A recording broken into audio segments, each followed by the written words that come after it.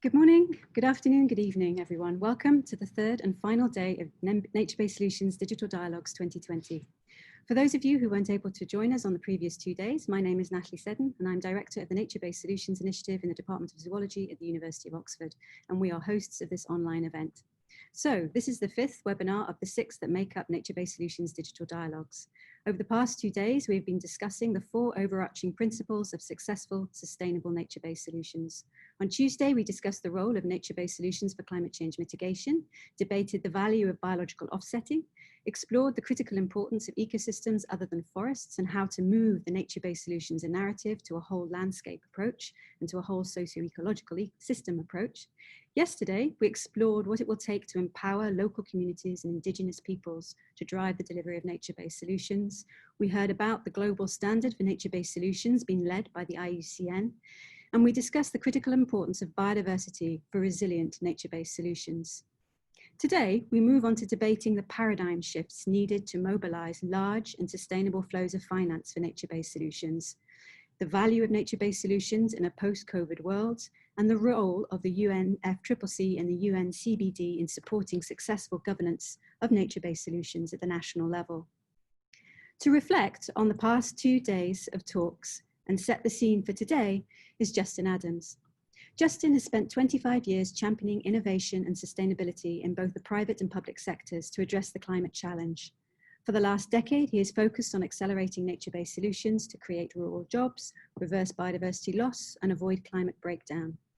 He joined the World Economic Forum at the end of 2018 to lead the Tropical Forest Alliance, which is a leading public-private partnership focused on reducing commodity-driven deforestation. He launched the Trillion Trees platform at Davos in 2020 to build a global movement for ecosystem restoration, and is now exploring how to unlock carbon finance to accelerate nature-based solutions deployment. Justin, it is a great pleasure to welcome you to Digital Dialogues. Over to you. Natalie, thank you, and it's great to be here. Firstly, congratulations to you and the team. I know how much hard work it's been to put this together, and the challenge you had from moving to physical to virtual, but I think you've done a great job. I've been able to listen into a lot of the dialogues the last few days. It's been very, very rich, but I think we're now getting to the sort of meat of, so how do we make this happen? So I'm really honored to sort of be able to set the scene for, I think, what's going to be a really important and fantastic panel discussion about financing nature-based solutions. And I really wanted to set the scene with 2 sort of broad issues. So firstly is just to set some context, and then secondly to talk about where I think there are some critical steps that we need to take as a community to move forward. So the context is, and this has been talked about, this is why the whole event is so relevant right now. We have an extraordinary window of opportunity. Nature-based solutions has never been so prominent in the political agenda, but we also are at a point, I think, of maximum peril because so much work has been done, but unless we now turn that into reality, then I think we risk losing so much of the momentum and so much of the potential that we all know is available from getting nature-based solutions right. Just to reflect a little bit on where we are, the progress I think that we've made even in the last couple of years has been extraordinary. I think we have moved the agenda where I know from what Nature for Climate has been tracking. When we launched Nature for Climate back in San Francisco at GCAS in September of 2018, nature-based solutions was getting about 1% of the narrative, 1% of the media. It's now up at 12%. That comes with its own headaches, but I think the relevance of nature has really started to break through. Similarly, climate finance and the amount of climate finance that's being allocated to nature is also up, and from the data Nature for Climate tracks, it's gone from 3 to 8%. I think as we look at some of the announcement private sector has made, it is clear that private sector has never been more ready to invest in nature.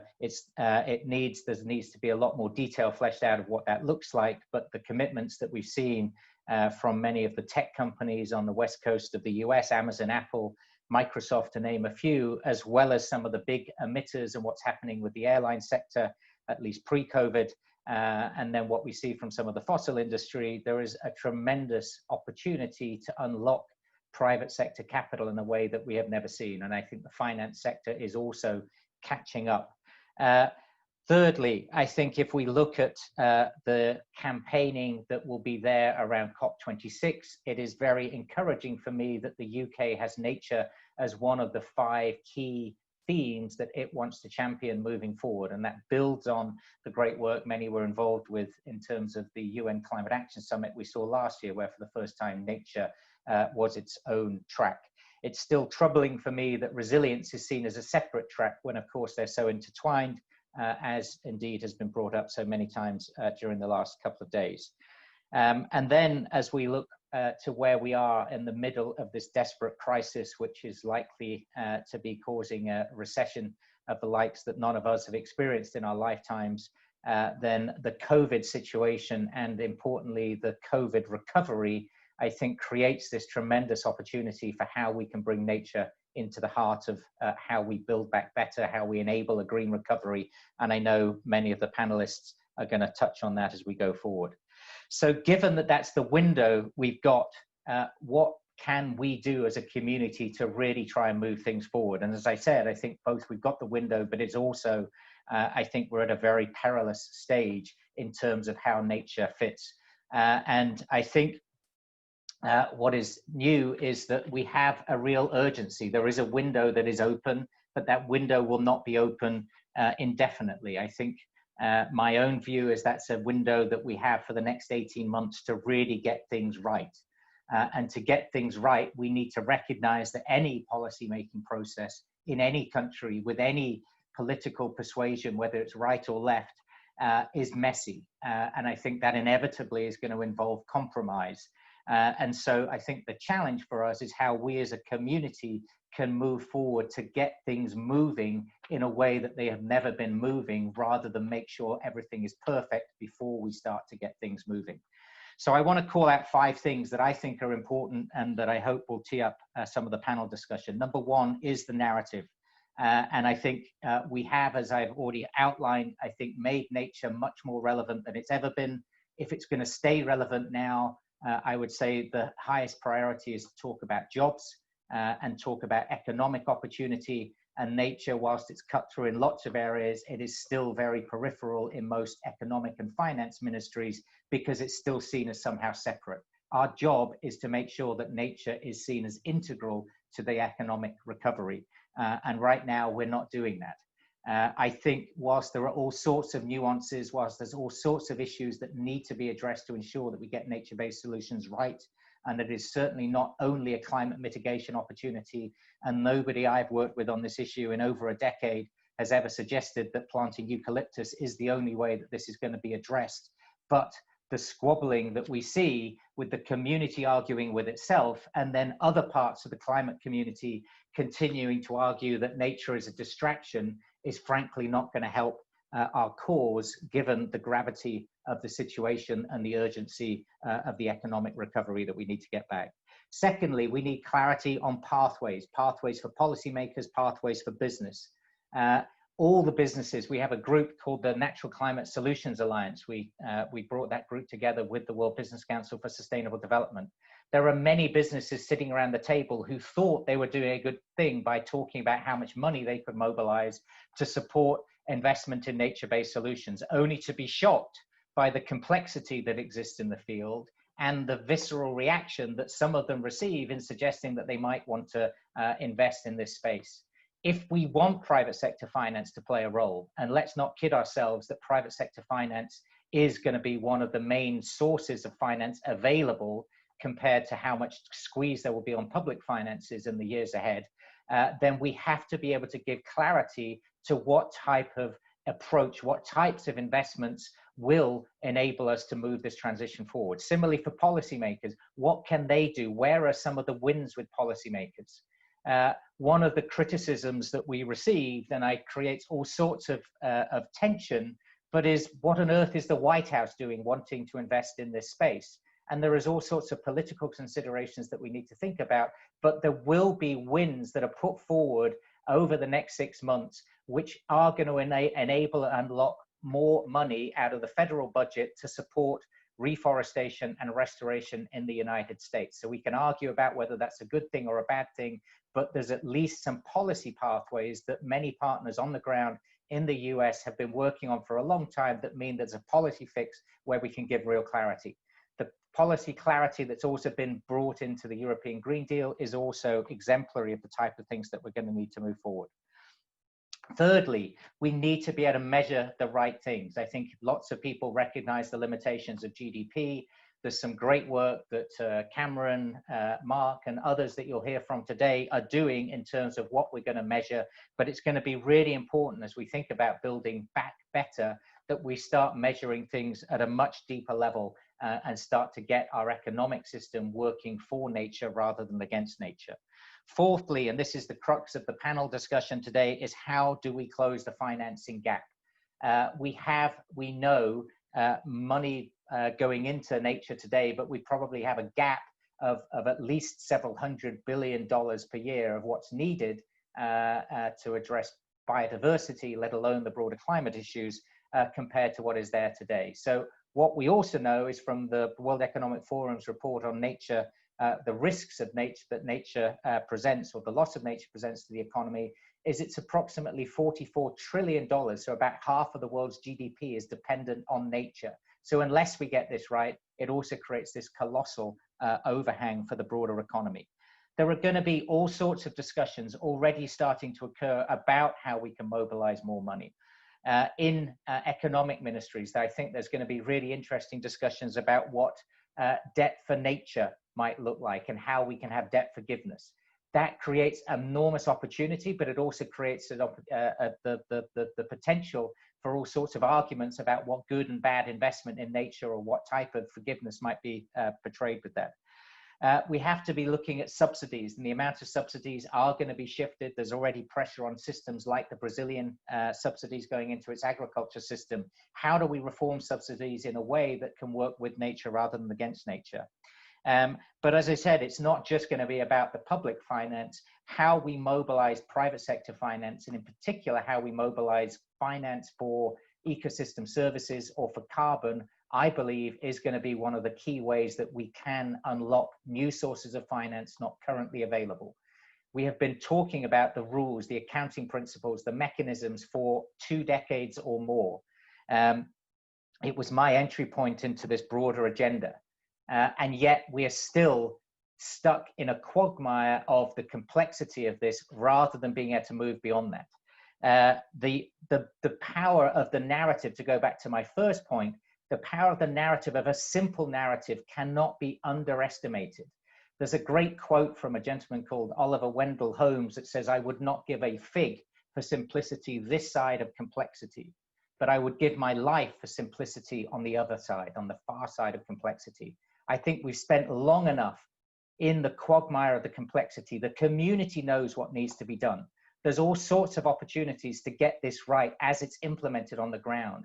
But if we continue to bamboozle the general public and policymakers, we will continue to be marginalized rather than central to this recovery. And that is absolutely true in this broader finance discussion. But the fifth point that I absolutely want to acknowledge, if we don't get the equity of this right, if we don't get inclusion right, then we also risk falling backwards. And I think the panel on Indigenous rights yesterday afternoon highlighted that extremely well. But I want to make another point around equity, which is too often the debates have excluded or not brought to the table the farmers and the people who work in forests or with forestry, the people who've got dirt under their fingernails making this happen day in, day out, rather than just the researchers, rather than just the NGOs or the international organizations who are beavering away trying to find solutions. If we are not bringing those communities with us, in addition to ensuring that the paths forward are equitable, then I think we really will not make progress, and we will have our own gilets jaunes moment. Indeed, you can trace part of the discontent in Indonesia, in Brazil, and places like that today to some of that exact feeling that they have been excluded from a conversation, or they're being asked to do things differently there compared to what we're doing here in Europe or in the global north. So 5 points. let's get the narrative right and let's keep it as simple as possible. 2, let's get clarity on pathways. 3, let's measure the right things. 4, we have to close the financing gap, and that's going to include a healthy part of private sector engagement. And 5, let's work, and this community I think can play so much importance to getting this right in terms of equity inclusion. My final plea is we will be stronger working together, and that we live in a world that is ripping itself apart, that is polarizing almost everywhere we look. And if we care so much about the planet, I only serve one mission, and that is the planet Earth, the mother that creates all life. And if we can get that right and actually address some of the dominance of the male way of thinking and actually start bringing more of the feminine to some of this, I think we can make progress. But let's stop making the perfect be the enemy of the good, and let's get on, and we have no time to lose. So I look forward to the panel and hearing many of their perspectives. So with that, I hand over to my colleague, Akanksha Khatri, who has done a fabulous job building the Nature Action Agenda at the World Economic Forum, and has got some great reports coming out just in the next week, I'm sure she'll talk about. But Akanksha, over to you. Thank you, Justin. We could not have asked for a better opening, somebody to challenge us as well as somebody to raise the bar of ambition really high. Yes, I had the Nature Action Agenda at the World Economic Forum, and a big part of that delivery is to think of how can we make the value of nature as well as the need to safeguard nature at the center of how we look at the economy. So with that, I would love to introduce my panel, but while doing that, I also want to bring in some key nuggets of the New Nature Economy report, which will be released on July 15th. Of the pieces that Justin mentioned in his opening, narrative, pathways, measuring the right things, financing, and equity, I think we have our panel today who is capable of addressing each one of those pieces. But before we do that, let's also look at the context that we are playing in. The capital investment which is required if we truly have to shift towards a nature positive pathway, according to our study, is about $2.7 trillion annually. And this is what will get us to $10 trillion of business opportunities, as well as create 395 million jobs by 2030. When we think about the overall money which is needed, which is 2.7 trillion annually, it definitely feels very significant. But then compare it to what we have been able to pull together as a stimulus package with COVID-19. Just by the US alone, in the month of March of 2020, around $2.2 trillion were announced to recover the economy and to get us out of the depression which many of us are fearing. So it gives us the confidence that if we do come together and really realize that this is a true emergency on which the future of the planet and with that the future of humanity is dependent, we can make the action happen. With that, I'd like to invite the first panelist, Cameron Hepburn, and invite him to also turn on his mic as well as video. Cameron, I think, needs no introduction. He is the Director and Professor of Environmental Economics at the Smith School of Enterprise and the Environment at University of Oxford. He's written multiple papers on this. But I'm not going to ask him to repeat what he has so brilliantly written in the many papers that we have all been reading, but actually push him to think that have the economists actually done right by nature so far? I think, if I'm not mistaken, there have been new reports as well as books coming out which are questioning things like the true value of everything or the donut economics. So what is this revolution which is brewing up amongst economists that can move us to what Justin was asking, a nature positive pathway? So over to you, Cameron, from here. Thanks, Akanksha. And they're great questions. We do, as Justin mentioned, need to be rethinking how we measure progress, how we measure value. We've been working at Oxford and now also at Cambridge on getting better measures of wealth, national wealth, and building in natural capital, including biodiversity, into the national wealth accounts. That's an important part of the story here, so that we're pursuing the right objectives in the first place. I want to make three quick points, if I may, around the moment that we have right now, which I think Justin beautifully emphasize, and there are a few things playing into that. Obviously, there's the COVID crisis, there's the big conference next year now in China, but also the UK Treasury's Dasgupta review. And on the finance and economics side, making sure that we've got the treasuries of the world grasping just how significant a challenge this is really vital. So just say a few things about those three topics in about 5 minutes. So firstly on COVID, Akansha, as you mentioned, it's phenomenal the amount of money going out the door from governments to keep economies alive. I'm not saying it's too big, it's commensurate with the scale of the problem, around 10 trillion globally. And Keynes made this point many moons ago, that if you're in a deep recession or depression, then we are much better off economically if you simply pay people to dig holes and fill them in again. And that's because you get the animal spirits going, you get money circulating through the economy, and confidence is restored. Now, there's nothing wrong with that, but I think those of us in this audience will be aware that we can do significantly better. We could do a green stimulus where you dig a hole, plant a tree, and then fill it in again. And to Natalie's point, maybe it's not a tree, maybe it's some other species, but you get the point. And I think the thing here is that in economic terms, what you're doing with a green response to the crisis is you're building out assets that we know we need, we know they're economically valuable. I'll get onto that in a minute. And with so much public money coming into the system now, it's a real opportunity to spend it in a sensible way. And as Justin said, to take advantage of this moment. And the thing I think I've been stressing to ministers and secretaries of state frankly, all around the world since we wrote a paper on this topic in May, is that there is majorities for this in many, many countries. Citizens want a green recovery. There are votes in it. It's a vote winner. And yeah, I mean, I strongly agree. If not now, then when? I mean, now is the moment. Now we did a survey in the paper I mentioned of officials, often from finance ministries and central banks, as to where they would put their money. And nature-based solutions, green spaces, natural capital investment, didn't do too badly on the economic multiplier. I think it didn't do as well as it probably ought to have done. But it's up there as a desirable response from many of the finance ministries and central banks. So it's not quite pushing on an open door, but the door is at least ajar.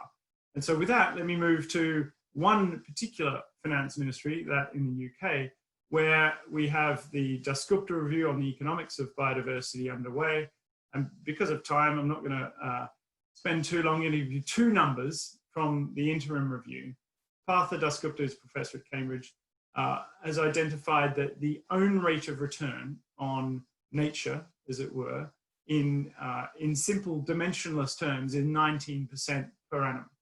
Now you compare that with the returns you get on productive capital, net returns on assets that we build of 5% per annum. And you look at those numbers and think, well, perhaps there's a bit of an inefficiency in the global economy. Perhaps we're not allocating our capital to the right sort of assets, because if these numbers were true, and I think they probably are true, or something like them is true, then we should be loading cash into nature rather than destroying it, which is what we're doing. So you can look at this analysis from the Dasgupta review and think, clearly we're behaving in a collectively idiotic way here. And it's most likely because we're not measuring things in the right manner and we haven't got the economics and the finance right. So let me move to the last point, which is how do you start to get the economics and finance right? And in a sense, this is blindingly complex and tricky, but actually fundamentally, there are some things here that are very easy. Not necessarily easy to do, but easy to state. And so let me state them, and then we can think about how to do them. So the bottom line here is that you've got to make sure that nature-based solutions deliver economic returns. And those returns have to go to the private players who are making the investments in these assets. It's kind of pretty obvious. But the problem is no private player can easily tap those 19% returns because many of them flow to the public good. They don't flow to a specific individual investor. So while the private sector has a key role to play in financing and delivering NbS, other than a few examples of great corporate leadership, Microsoft was mentioned, etc., and various others, these are likely to be never likely to be the vast majority of corporations who voluntarily, well, maybe I'm wrong, I hope I'm wrong, but I suspect what we need here is a systemic shift where we are required to internalize, to recognize the social value of natural capital. And then the following question is, well, who's going to pay for that? And again, there's not that many options. It's either taxpayers as a whole paying the public good, public balance sheets are stretched, perhaps that's not a winner, in many countries it's not. Is it those causing the damage? Is it the beneficiaries? Is it creditors in debt for nature swaps? Or is it shifting agricultural subsidies? And then on the finance side, once you fix the economics, in principle, the finance just all flows beautifully, but that's not true because we don't have a functioning, perfect set of capital markets.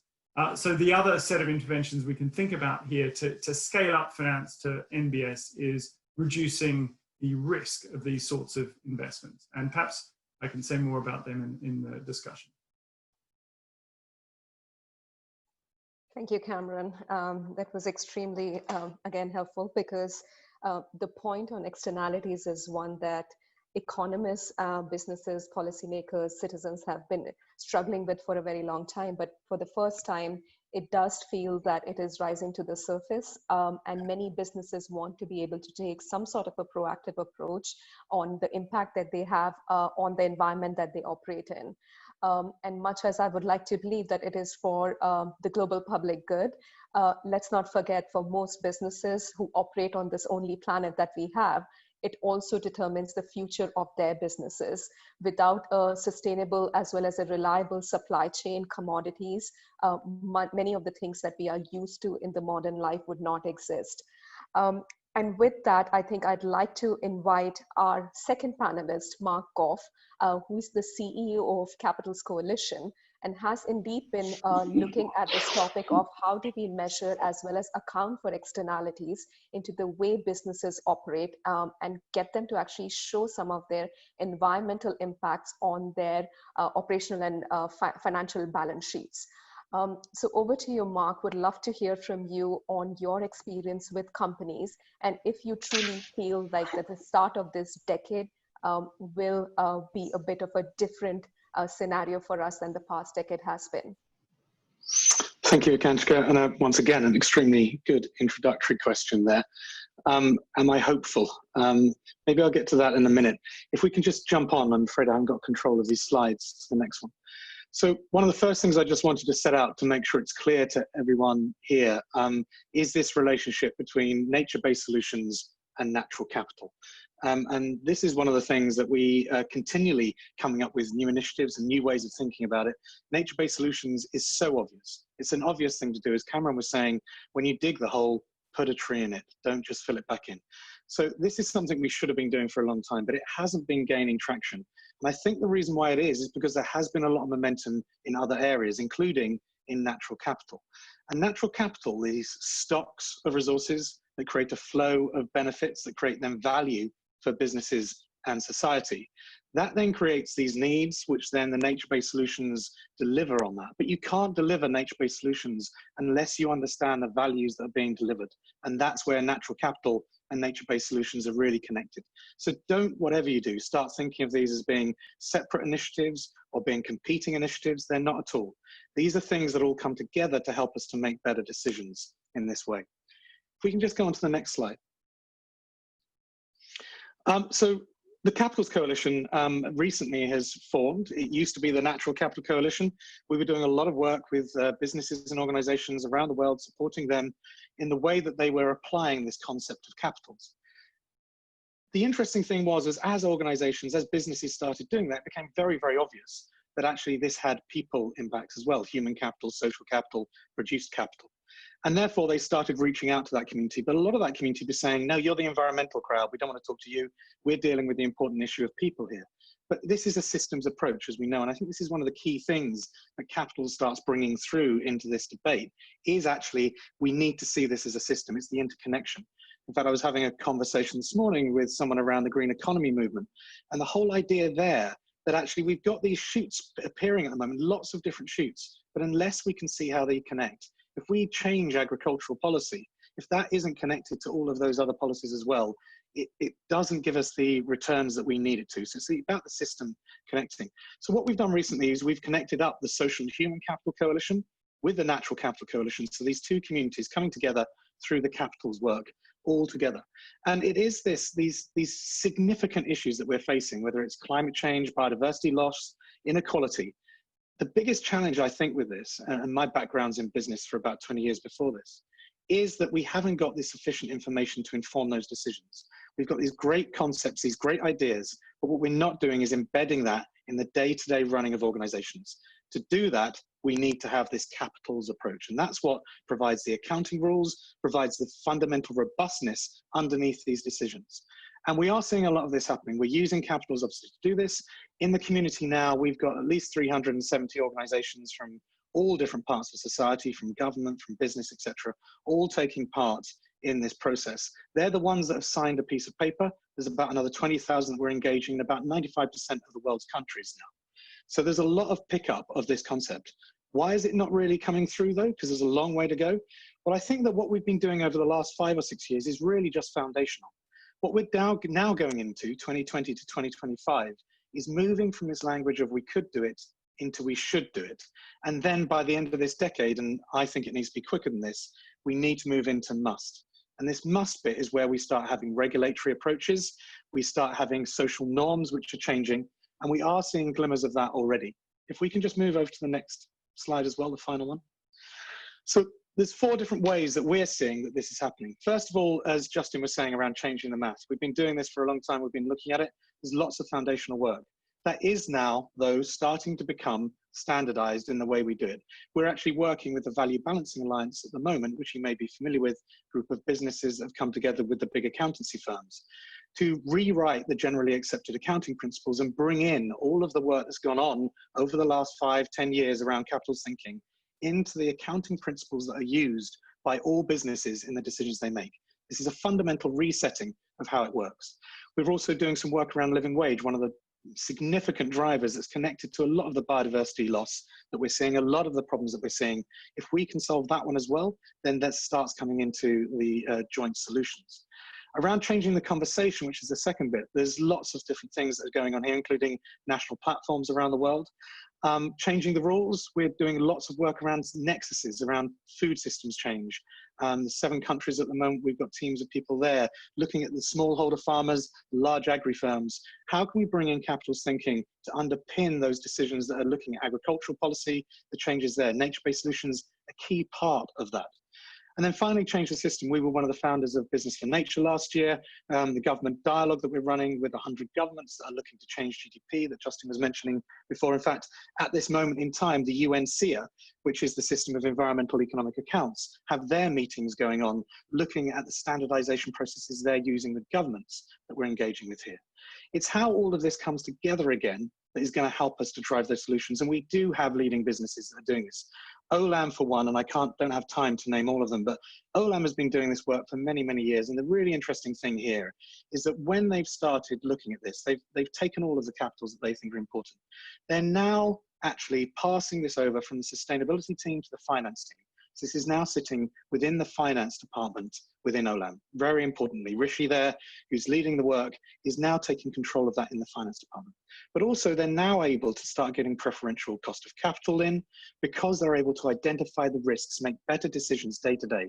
This isn't about what they're disclosing to their creditors. This is about how they're making those day-to-day decisions. That's just one example. There are many, many more out there that I'm sure we'll get to in some of the conversations later. Thank you. I am hopeful, therefore, Akanshka. I never answered.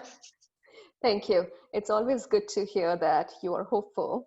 But something I would love to come back to when we are in the Q&A section is what Cameron was saying right before you, is that voluntary action is good, but at what point do we come to the right mix of the public and private in terms of governments actually demanding this of businesses so that we are not still in that section of this is the right thing to do and the businesses can do it, but actually moving to that for our own survival and survival of humanity on this planet, we must get to that point. So with that, just moving on and thinking about what more can businesses be doing, I'm very pleased to invite my next panelist, Robin Mitchell, who's a technical director with the Biodiversity Consultancy. And Robin, you'll have to forgive me. I want to push you a little bit.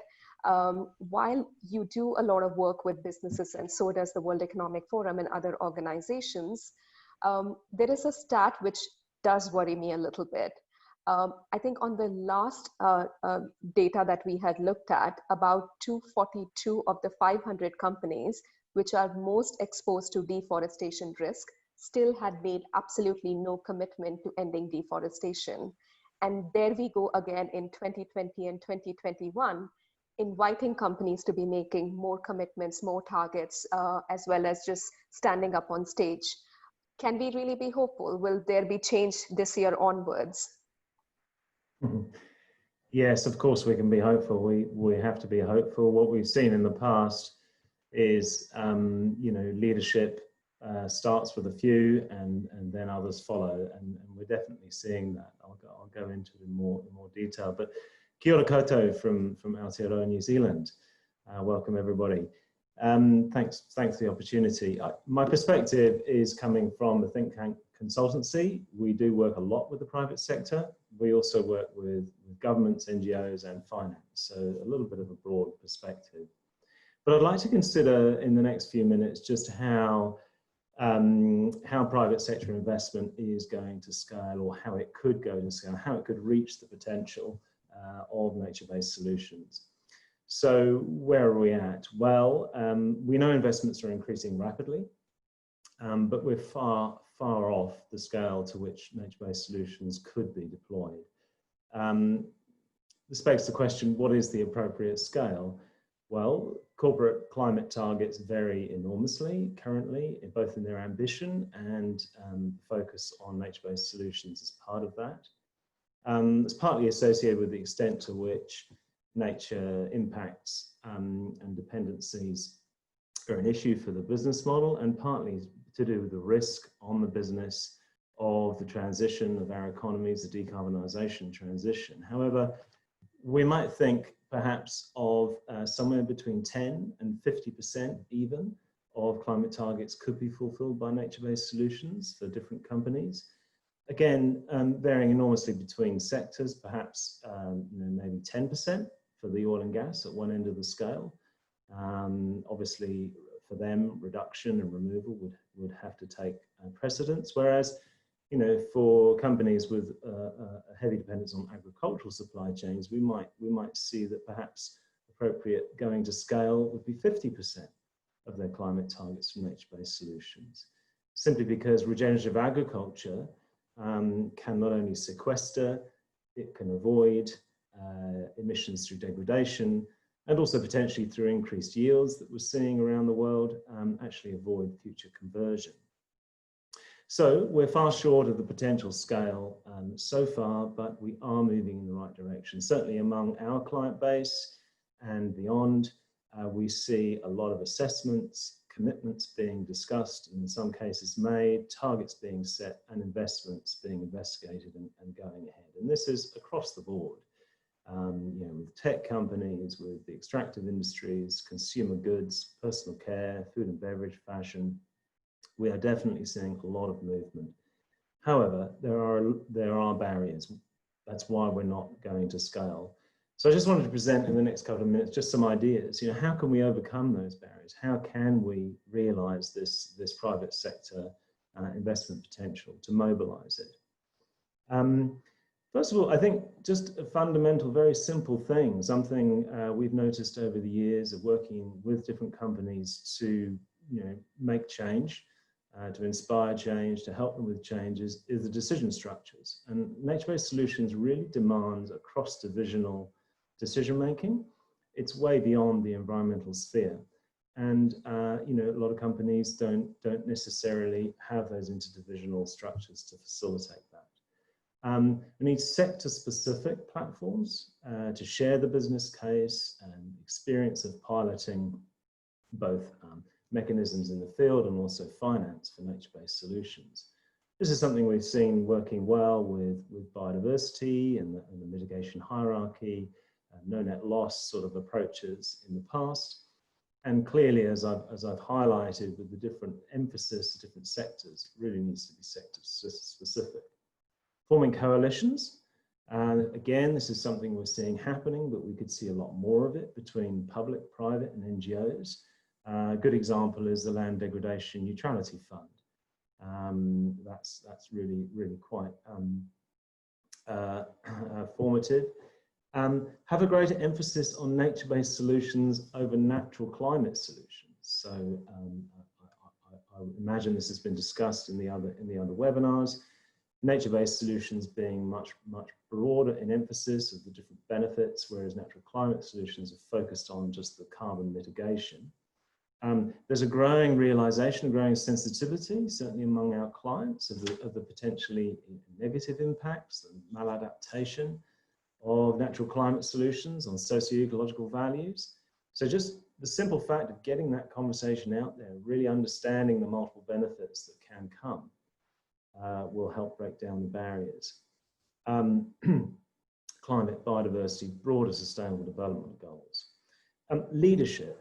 We need leadership to create and adopt biodiversity goals. We've talked about this, the biodiversity apex goal that we're all hoping will happen, the science-based targets for nature that should come from that, and globally applicable metrics.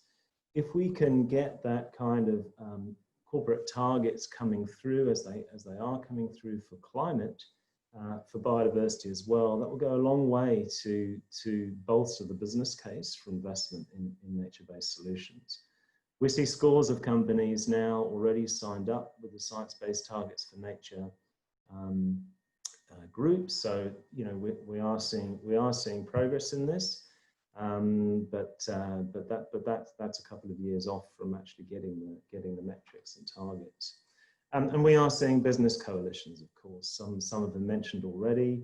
Others which have already set or made commitments to set targets independent of the science-based target network are One Planet for Biodiversity, the Fashion Pact, for example. But then beyond the private sector, governments have a really important role to help make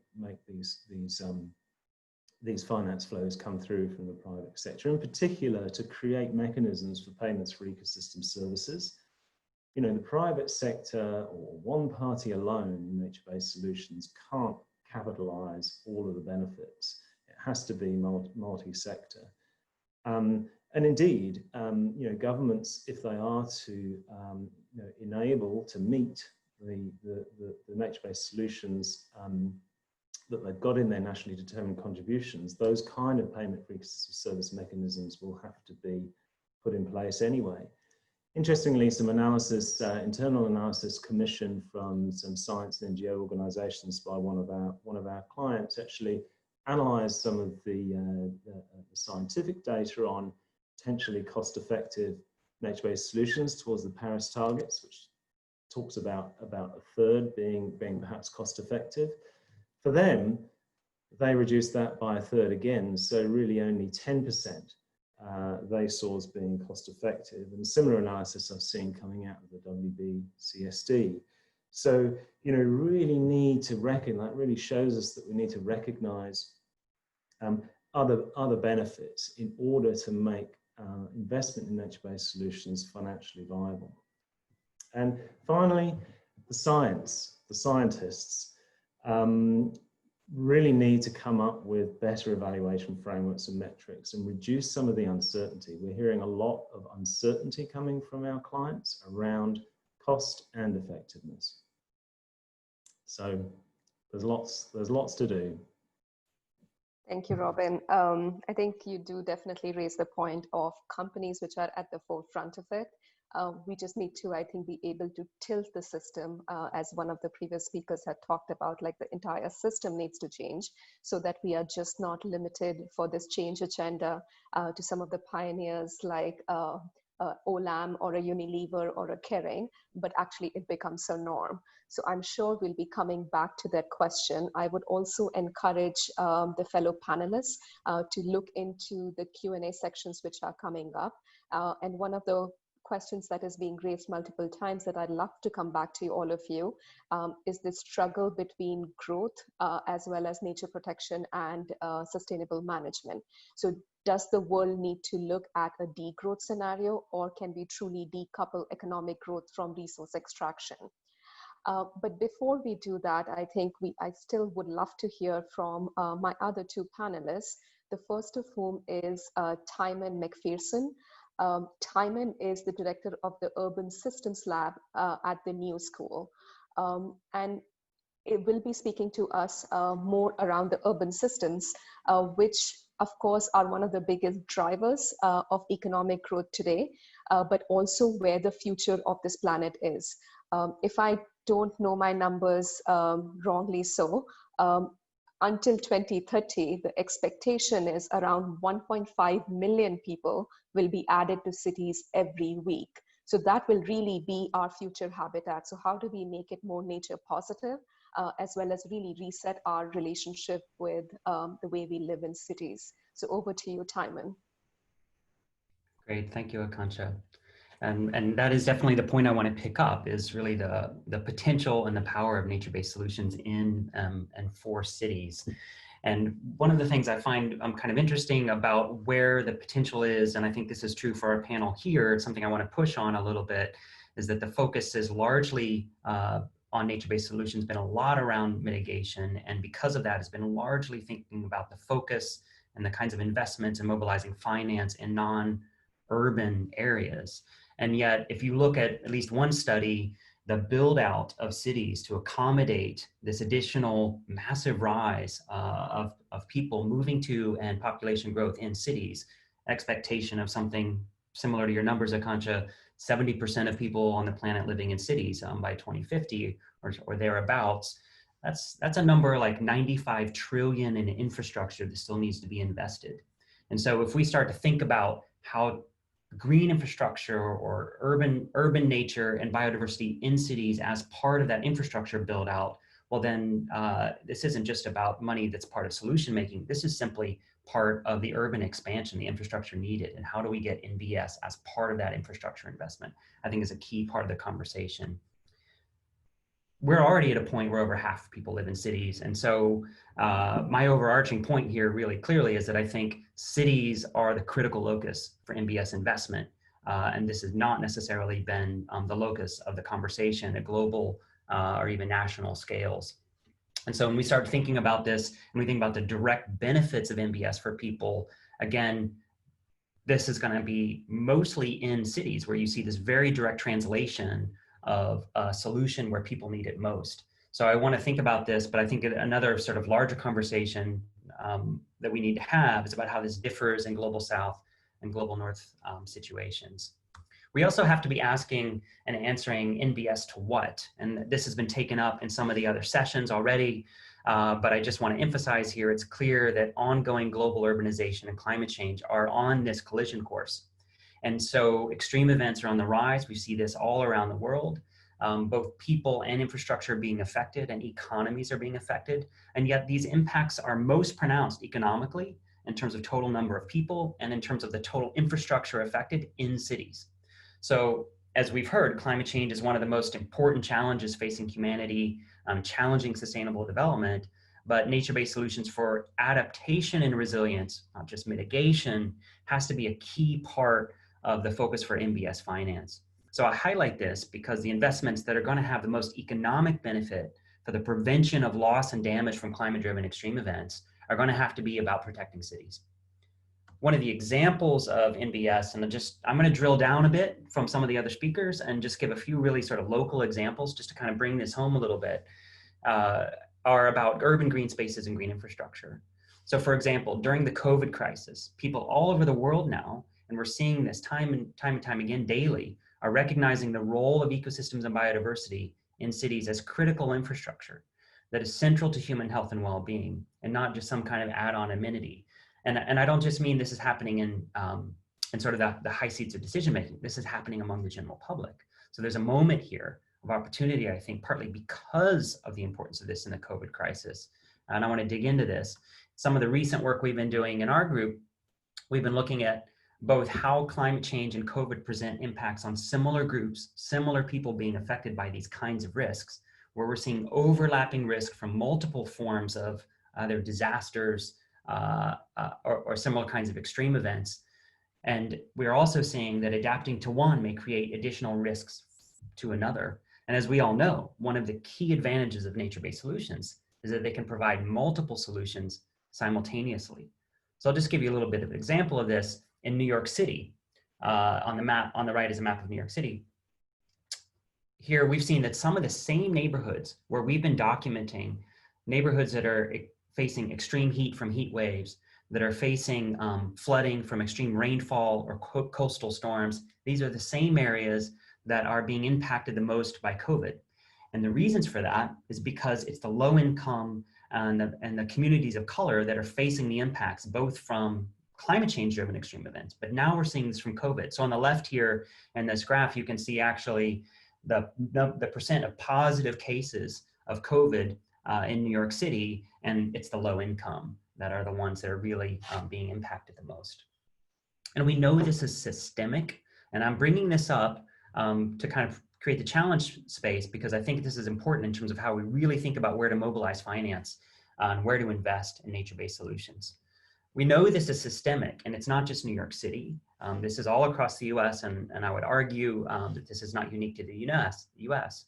This is about how we design and build the fabric of our cities that causes these kinds of unequal impacts. So picking up on Justin's fifth point about inequality, I think this is a massive challenge, and I would even push back a little bit on Justin's suggestion that we don't want to dig into the complexity, because part of this complexity is recognizing the unequal impacts of the past, and how do we make sure the NbS doesn't reinforce that. This is something that's a continuing challenge. So to invest in NbS means also to invest in ways that improve social and environmental justice. So here, I think an important sort of critical point for us to talk maybe some more about is how do we make sure that NbS investments recognize that all people deserve to benefit from NbS? And at least in the US, this means recognizing that the systemic racism that makes neighborhoods dangerous is something we do not want to reinforce by the way in which and where we invest in nature-based solutions. And yet at the same time, I think one of the most important opportunities is investing in nature-based solutions in cities where they're needed most. Now, during the COVID crisis might be one of our greatest opportunities. And so I think this is, again, something for us to talk a bit more about in terms of where and when we invest. In a recent survey we've been conducting in the United States, and I'll just show you a couple quick examples for New York and then I'll finish, we're finding that urban nature is a nature-based solution for COVID. Something that none of us, I think, foresaw, but underpins the vital role of urban nature has for cities where perhaps almost everyone in this conference perhaps lives. We found, for example, just since March, and this is just for New York City, people are using urban parks and open space as a solution for multiple things that they need to achieve, 30 to 70% more than they were before COVID. Out of over 1,300 responses just for New York, we found that 90% think that parks and open space are important for their mental health. And similarly, about 80% think that parks are critical for their physical health, all during this period of lockdown during COVID. So just to sort of close this, I think we have a window of opportunity now for increasing investments in urban NbS. And yet what I want to come back to, and I'm curious about how the other panelists think about this, is at the same time, we're also moving into a financial crisis. In some cases, we're already facing that, right? So the financial crisis as a result of COVID means that we're at risk of losing funding for green infrastructure, for parks and open space, right at the moment when we may actually need them most. So my overall point here, and to close, is investing in NbS has to prioritize cities.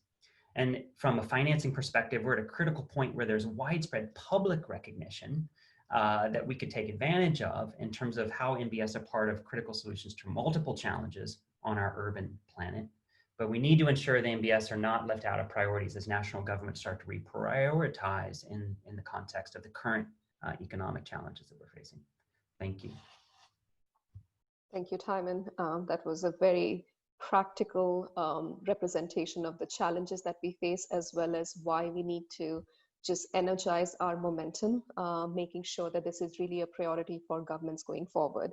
On a personal level, it did remind me of the 3 years that I lived in Harlem, in New York City. And so the point that you raise about diversity and equity is absolutely important. I think that would be a good segue to my next panelist, Dr. Susan Chomba, who is from World Agroforestry Center.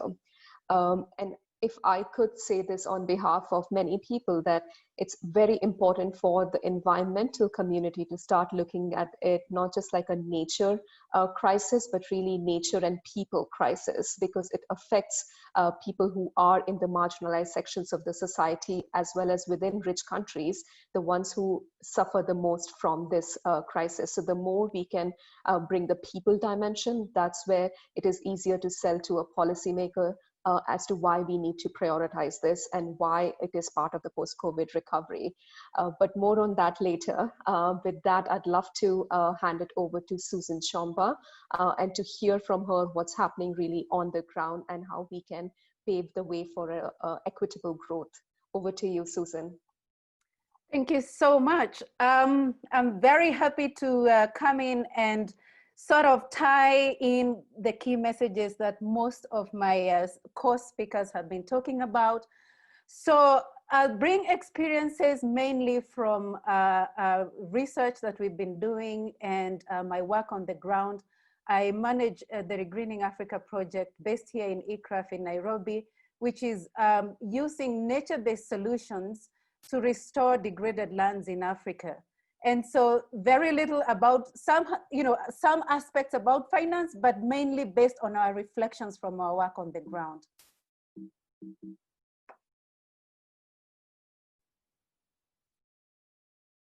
So just framing again, like you've had in terms of where we are in the midst of the COVID-19 pandemic. And as you can see from this diagram, the World Bank has just released a report in June this year showing that actually we're in the midst of a global recession that is bigger than anything that we've ever seen in our lifetime. You can see it's even greater than the Great Depression.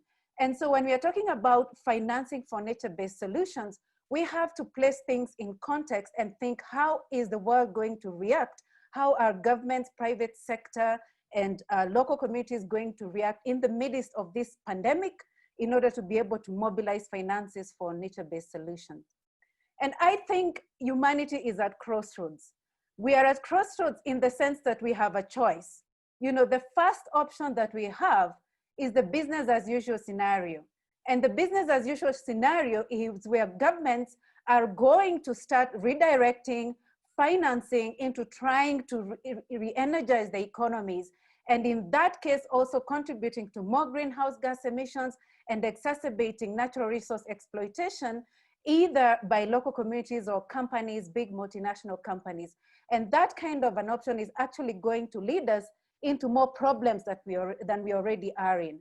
The next option too is that as humanity, we have the option of going for taking COVID-19 as an opportunity, and therefore looking at the drivers and addressing the drivers of where the challenges that we are currently facing, understanding what those drivers are, the drivers of land degradation, wildlife exploitation, resource extraction, and therefore the climate crisis.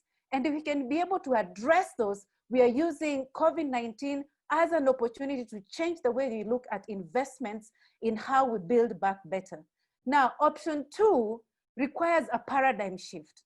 And that paradigm shift involves governments and other people who are involved in these processes not focusing on profits and short-term efficiencies, but looking more at transformation of livelihoods, green good jobs, and green growth recovery.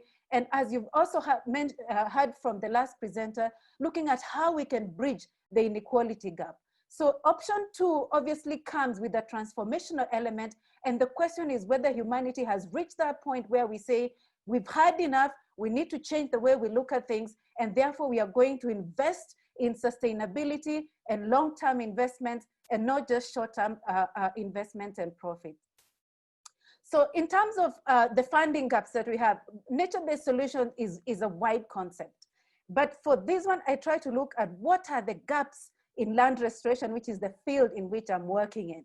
And so when you look at land restoration, there are major, funding gaps. You've had even bigger funding gaps in other areas. But in this case, the Bond Challenge, which is committing to restore at least 350 million hectares by 2030, the funding gap there, the whole funding that is required is estimated to be about 350 billion. Out of those, the gap that we have is about 300 billion. And what we have currently in commitments is 41 billion from public funding and then 10 billion from private sector funding. So even though we are saying there are so many opportunities of the private sector investing in the process, we are still yet to see that kind of real transformation in the funding mechanism and bridging this gap and being able to see real actions on the ground that are sufficiently funded to be able to catalyze nature-based solutions. So, and if you look at even the New York Declaration of Forests, which is pledging to completely eradicate forest degradation and deforestation by 2030, is that the funding gap there is even bigger. It's 830 billion. So the gap is big, but as well as you've heard from other co-speakers, the opportunities are there. The question is, how do we actually be able to turn the tide of things into where it's most needed? I can also say that we can also look at a funding gap from a different angle, and that's where we are investing. How much are we investing in positive restoration activities as opposed to the destructive activities?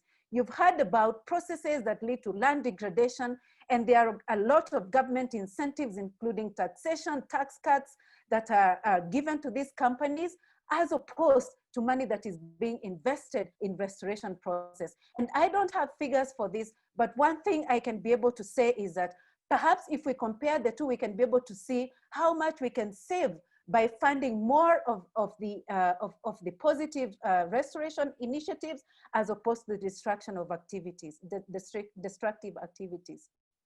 Now, to summarize this, for those who've listened to me before talking about land restoration, and in fact, I'd just like to point to the presentation that Mark Cameron gave in the beginning, where he says that in Keynesian economics, all you need is to, not just dig a hole and plant a tree.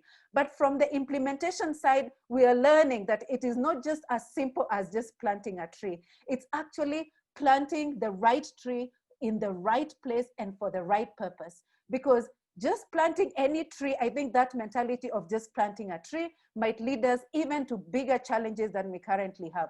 For instance, I'll give you an example. If we want to use nature-based solution to address broader goals beyond climate change, the goals of biodiversity conservation, the goals of livelihood enhancement, we need to not just plant any tree, but trees that do enhance biodiversity. And there was a fantastic session yesterday with Professor Robin Cheson, exactly describing what we mean biodiversity and human well-being. I come from Africa. We cannot talk about nature-based solutions without looking at human well-being, income, socioeconomic development of people, bridging the inequality gap. So nature-based solution needs to put these goals as well at the center of it. So in terms of the summary for the funding, how we can make funding for nature-based solution transformative? Of course, we need to first bridge the funding gap, and you've heard from other speakers, this needs to come both from public, private, as well as blended finance models. Second principle is that we should not be driven by short-term goals and profits, but we need to start transforming our mindsets and our investments, looking at long-term investments. Again, a fantastic presentation that was given by Cecile that showed that restoration process and most nature-based solutions are long-term investments, and they are very time sensitive. And so if we're just looking at short-term profits, that's why you're hearing that the return on investment in nature is way higher than other areas that we're investing, but people are not investing in nature-based solutions. Why? The long-term nature of nature-based solutions, as well as the time sensitivity of it, and of course the aspects of risk.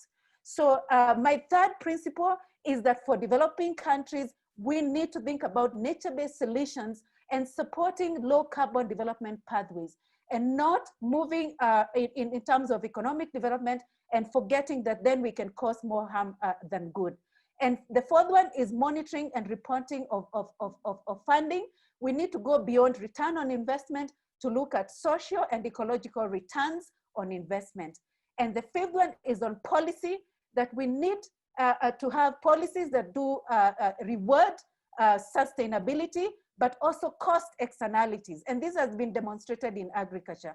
Last but not least is the aspect of social safeguards. You've heard about the aspects of fairness and inequity, the aspects of focusing on communities that bear the biggest brunt of climate change, the biggest brunt of COVID, the pandemics like COVID-19. We need to ensure that funding mechanisms are reaching them. So I'd just like to say that in summary, we are working in 8 African countries that you can see on that map from East to West Africa, building on land restoration, experimenting with nature-based solutions on the ground, and we do actually need that funding. The funding gap is there and it needs to be able to be addressed. So thank you so much. Thank you, Susan. For that dose of reality is that we can talk about these things, but at the end of the day, that dollar has to reach the ground and count for it on the ground where it can have actually multiple benefits. So thank you so much for that. I think there was one stat again that I had read in the upcoming New Nature Economy report is that indigenous people make up only 5% of the world population today. But are actually vital stewards of more than 80% of the planet's biodiversity. So there is definitely an issue in terms of equity when we put the burden on taking care of the nature's assets on people who are not well supported with resources that they need. With that, I would love to invite the panelists just to turn on their cameras and spend the next about 15 to 20 minutes just pulling out some of the questions that have been very active in the Q&A section. So perhaps if I could pick up on one thread which seems to be quite popular on the Q&A is looking at how do we measure growth? And this is nothing new, right? Like most of us have been talking about, is GDP the right measure actually?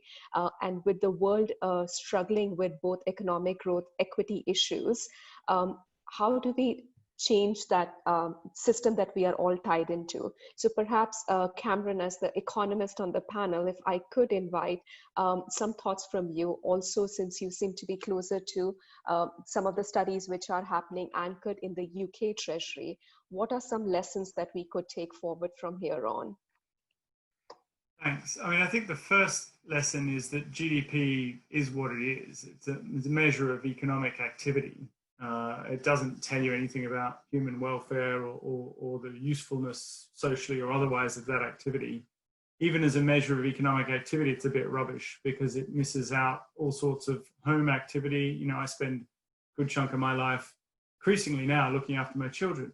If I got someone in and paid them to do that, then that would add to GDP. The fact that I do it myself means it's not in there. So all of these things are well understood. It's a useful measure of activity. The fact that it's fallen off a cliff now tells us something about where our economies are and what we have to do about it. So the real point here is what measures do we want to complement? What other measures do we need? Because not that there's anything wrong with having a measure of economic activity. Mark got to a key point here, which is it's important to differentiate between stocks and flows.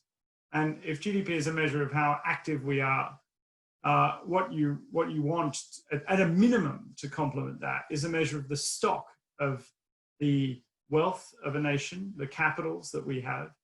Partly because, I mean, I'm sure you all know, you can all think of somebody who's really rich in assets, but income poor. You can probably think of people who've got no net assets and who earn a massive income. And it's fairly, and I mean, nobody would run a company without having both the balance sheet and the P&L. So this is vital. And it's not that we don't have national balance sheets. It's just that they're, well, in some countries don't, but they should be more detailed, better, and more useful. And we should be interested in them. I mean, we should be saying, you know, Ms. President or Mr. President in the US right now, why has the stock of wealth in the US fallen? Even if GDP is rising, I'm interested in the fact that we are poorer as a nation. So that's a key measure. But then the other point here is that wealth measures alone aren't good enough either. It's an aggregative measure that hides all sorts of sins. And there we've got the SDGs. They've got their flaws, but they're highly disaggregated. 169 metrics. And so I think, I'm not saying that we're kind of done here, but actually a huge step forward would be to make better public use of the indicators that we already have in national conversation. Thank you, Cameron. I think you raise a really good point, is that every time we are faced with a challenge, we throw yet another metric or framework at it rather than working with what we currently have. So at some point, there is also responsibility amongst us who are committed to NbS as well as the nature agenda, is how do we get more well-versed with the language that finance ministers, economy ministers, and frankly, business CEOs and CFOs speak, so that it is not just that we are fighting for a particular space, a particular language, but really mainstreaming it into everyday. And that just takes me to actually Mark off you. How do you actually convince a company? And I think in question and answers, you were talking about the dependencies and impact of a business. How do we make sure that it is as much a part of the boardroom discussion as any other scenario? Thank you for the question. Can I just add a little bit to what Cameron was saying as well there? Of course. Because I think this is really important. There are about 100 governments now that have made commitments to start doing these national level accounts. And the UK has been doing a lot of work. There's a lot of work going on in Australia, various other places. China has been doing lots of interesting things as well. All of those countries, there is alignment there through the UN, through the statistical departments in those countries. And that is now being standardized. So there is a way of starting to do these accounts, which is possible. I think the key thing on your metrics there, and this does link into your question, Akanshka, as well, is that a lot of the metrics that we have at the moment measure quantities of something. We say there's 1,000 tons of this, there's 1,000 people, or like someone in COVID-19 situation have created 115,000 jobs. Are those jobs actually good jobs or bad jobs? We don't actually get to that point in our metrics that we measure. Most of the metrics that we measure are just quantities, they're not values. If we started moving to value, and if you saw the article by SASB that came out yesterday, which was really fascinating, that was saying that you do need to start moving to this, that GRI is now talking about this, that all of those standard setters that businesses are using for how they disclose their sustainability metrics are now thinking about what is that value, not the metric, but what is the value of that metric? What is the context? If we could say it's 115,000 jobs, or if we say it was this much money that was going into the economy, it was this driving our productivity in the business, it was this value we were creating, wouldn't that be a lot more interesting to investors, to stakeholders, to other communities? And it's that sort of information that's really driving this with business. I have been absolutely amazed. I come from a business background. I came into doing this because I thought this was going to be part of the solution. I've been absolutely amazed. We haven't been able to get on the front foot with this to actively go out for new companies because so many have been coming to us. Now, why is that not publicly knowledge? Because most businesses know they have got a problem. They are reading all of the front page of the FT where it's talking about the problems we're facing. They're reading the World Economic Forum reports. They know what's going on. They know they've got risks, but they don't want to go to their investors straight away and say, I don't know where my sugar's coming from in 2 weeks' time. I need to start addressing this.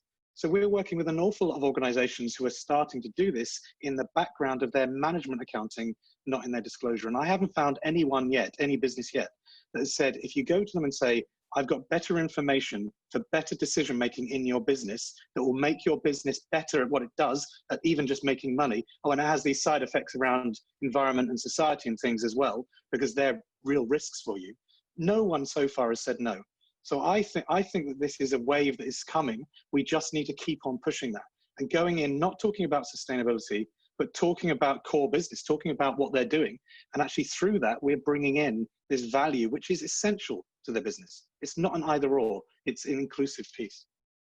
Couldn't agree more with you, Mark. I think we really need to get out of that mindset of sustainability and just accept that business as usual is simply not viable and it needs to stop today.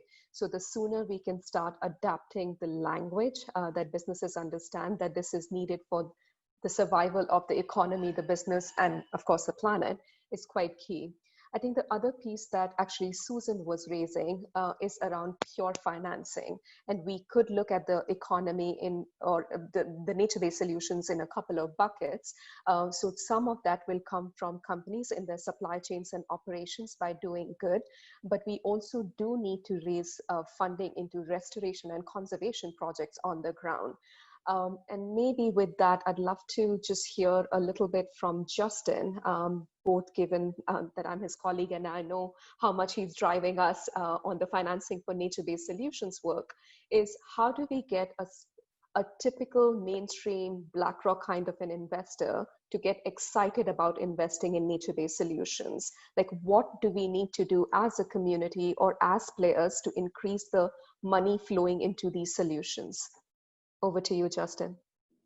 Thanks, Akanksha. Not an easy or quick answer, and I completely agree with the comments. I thought it's an excellent set of interventions on the panel. So a few thoughts on that. I think number one is we've got to get better at actually measuring where investment activity, business activity is creating nature loss. And I think the impact that investors can have in starting to change some of that discussion is best evidence in what we're seeing in Brazil today, where investors have increasingly been making their voices heard to say Brazil becomes less attractive as a investment proposition if deforestation continues and if it appears the government continues not to care about deforestation or indigenous people. And so, you now see a declaration coming out of the president, which was actually brokered by the vice president, who is fighting, I think, very much on the side of what we're all working towards. But the president has announced a sort of moratorium on fires. That's directly a result of investor pressure. So how do we turn money into start putting a voice behind what it cares about, what it doesn't care about? It's a beginning. We saw what it's done in the fossil and the energy sector, and it's starting to happen in the broader food and land use system, which I think is a key one. I think secondly, we really need to start looking at where are some of the nature positive businesses, what's some of the opportunities there that could actually be creating the opportunities. With renewable energy, I started working in renewable energy over 20 years ago, right? The growth that we've seen in renewable energy was enabled because it became an asset class supported by policy, but it became an asset class that mainstream investors could put significant amounts of capital behind, and it was a growth sector. And so that's what we've seen. I think one of the things we want to see coming out of COVID is where are the nature positive businesses, whether that's regenerative agriculture, whether that's regenerative aquaculture, whether that's bringing nature into cities and the regreening of cities. I thought Timon's intervention was fantastic in terms of that, whether it's about restoration of landscapes and mostly that's going to be about restoration of landscapes where there is some economic opportunity. We're not going to mobilize mainstream investors unless there's some return, as Cameron pointed out so helpfully in his final slide. So let's create that nature positive economy. And I'm really excited about some of what that could look like. I've just touched on a few of the areas that could be. And then a third piece that I would highlight is how can we use market-based approaches, but also use all of the accumulated knowledge from this community and many others about what makes nature-based solutions good and bad, right? So let's not just think that a market-based approach, a capitalist approach, has to inevitably be bad. If we get the regulation around that right, it can be an enormous enabler for capital to flow and for us to do more of the things that we want to see be done, whether that's larger scale protection or whether that's restoration. And I think to do that, what we're going to need to see is countries, and in some cases states or subnational governments, actually create the enabling environments for this to start to occur. I don't think that it's realistic in the current state of multilateralism that we're going to see some big grandiose agreement. I'm not sure if in any of history, but you only have to look at the sort of the World Trade Organization to realize right now is not the time where globalism is going to sort of actually be the solution. So what are the national or subnational based interventions that could occur? Let's think about what that could look like in global north, rather than just simply point our finger to the global south and say, go and fix your land use system, when very few northern countries can actually say that we've got it right, or that we've got all the governance of land use systems right. But let's then enable the right mechanisms to see how this could work. And I think there will be some real leaders stepping forward, because that's, I think, how private sector is going to evolve. My own view is that we will need some type of public-private vehicle to enable this to happen, because there'll be too much skepticism if it's just public, that it will just get squandered and we won't see the efficient allocation of capital. If it's just private sector, there'll be too much concern that private sector doesn't give a shit about anything else, and it will go and destroy, it won't comply with all the things that everybody's talked about for the last couple of days here. Some type of public-private model is, for me, a mechanism of how we could make carbon markets and other markets for ecosystems really work in the next few years. And by goodness, we need it. So let's stop fighting about it and let's start learning by doing. Fantastic. I think that was also one of the questions actually raised in the box over there, is like, how do we really use the power of markets? And it seems to have worked in some cases. So why can we not get the mechanisms right in this and use the power of capitalism where it works, rather than trying to upend the entire system? Because clearly the world leadership and collaboration mechanisms are not up for it right now. I'd love to also bring in Timon and Robin on one point which keeps popping up and was mentioned a little bit briefly in the question segment as well, is this idea of science-based targets. And I think there has been enough and more discussion around the fact that our current economic model is not operating within the planetary boundaries, and we need to shift the way that we operate, both in terms of companies but also cities. So are there models out there that actually, in your view, have worked and can be scaled? Or what more do cities need to do to be able to invest in nature-based solutions, be it carbon offsets, water offsets, to make sure that the governance at the city level is done in a way that is nature positive? So maybe if I could invite maybe Robin first with some views on science-based targets, and then Timon in terms of just pure creating markets at the city level. Yeah, thanks very much, Akanshka. Science-based targets. So yeah, there's a lot of hope being placed on the evolution of a science-based target for nature, certainly in the community, to complement the one on climate. And yeah, you know, we know that the climate and nature crises are inextricably linked, so the two, you know, have to be seen together. And as we've been discussing, I think all the participants, it's very clear that, you know, when it comes to nature-based solutions, they have to be both, you know, tackling climate mitigation and climate adaptation and resilience, as well as biodiversity protection.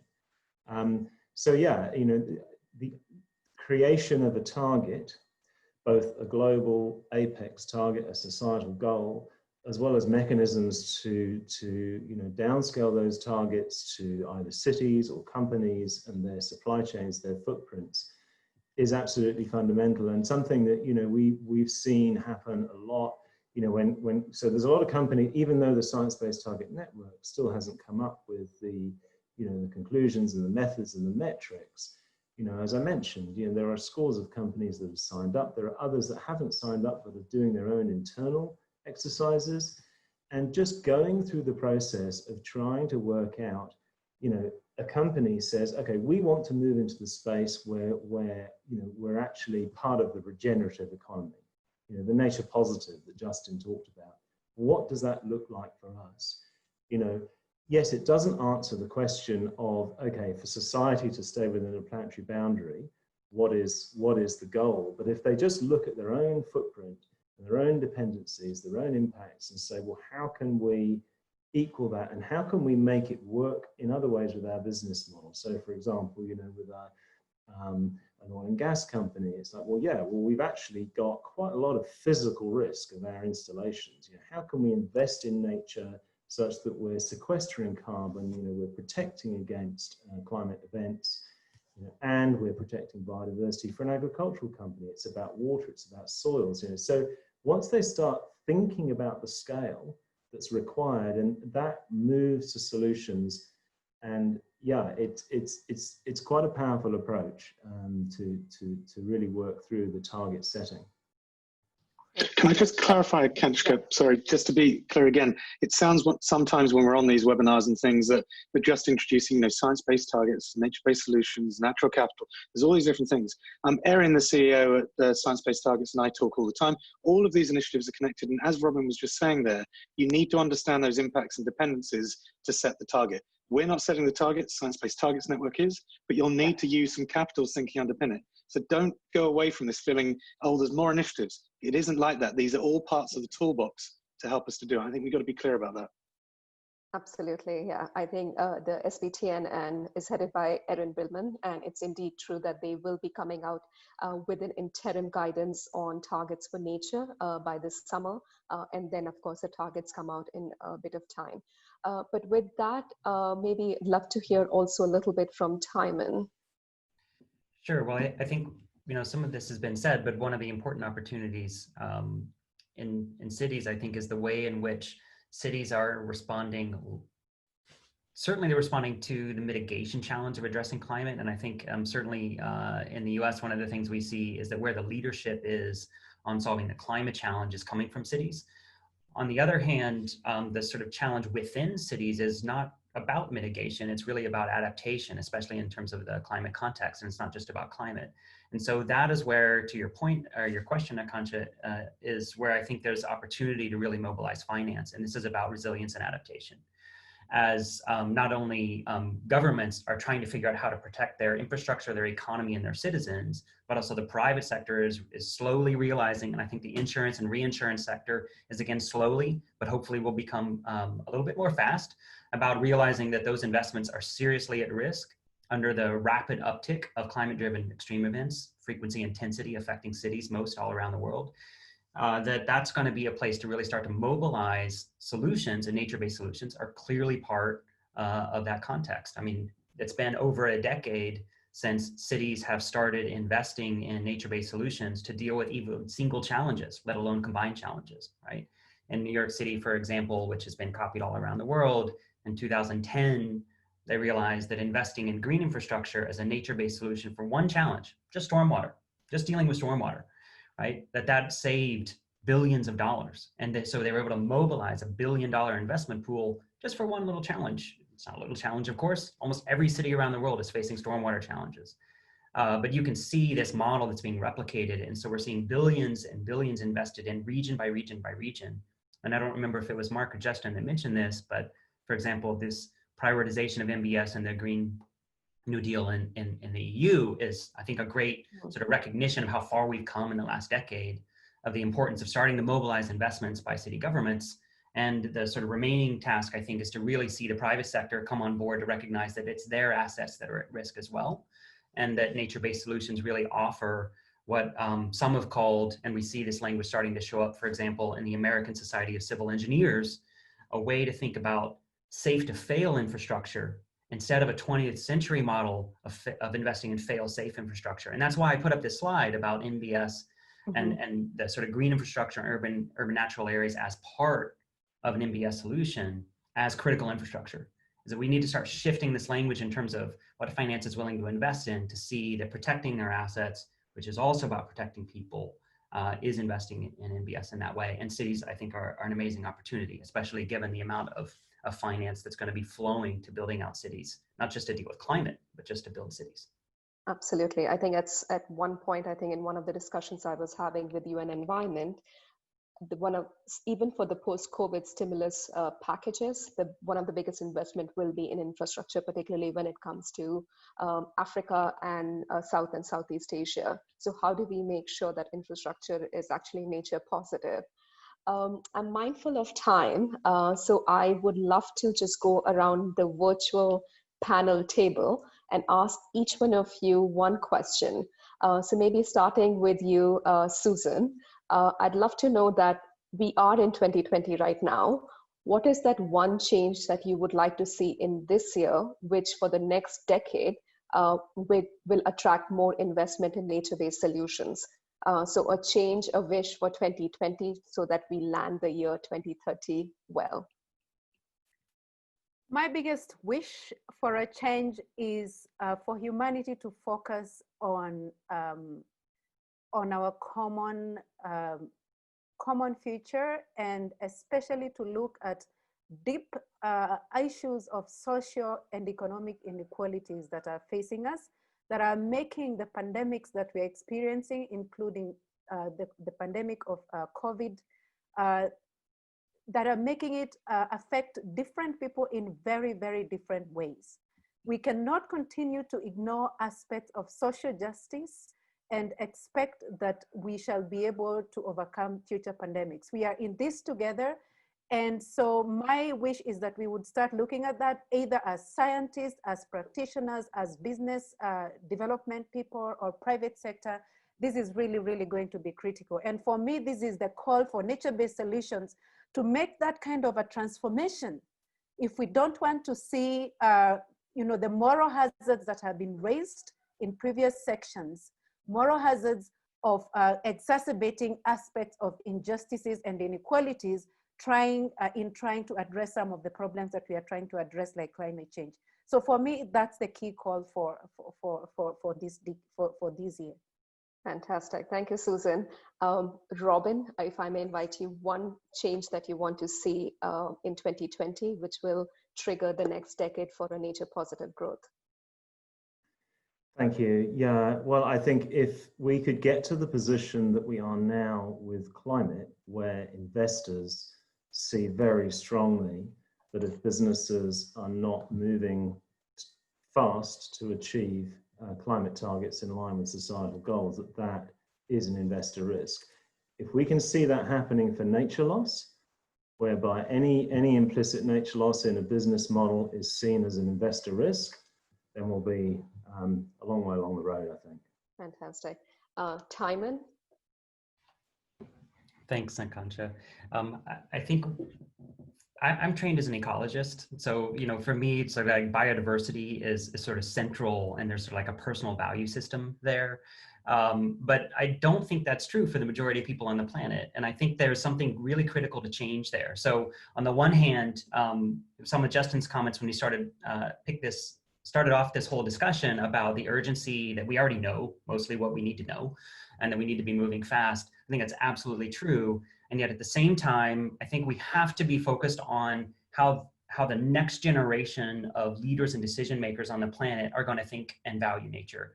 And since that's going to happen in cities, where I think we actually need to make some serious progress is something like science-based targets for every city has 25% tree canopy, or some kind of place where it's much more democratized, the experience of nature. Because the way I have an optimistic view of the future is to see that the majority of people growing up with an urban experience of the world have to have a nature experience in order to value nature. I just don't see that they're going to get this from documentaries alone, that they actually have to dig in the soil and they have to learn about the nature and their environment. And that means investing in it in cities where people live.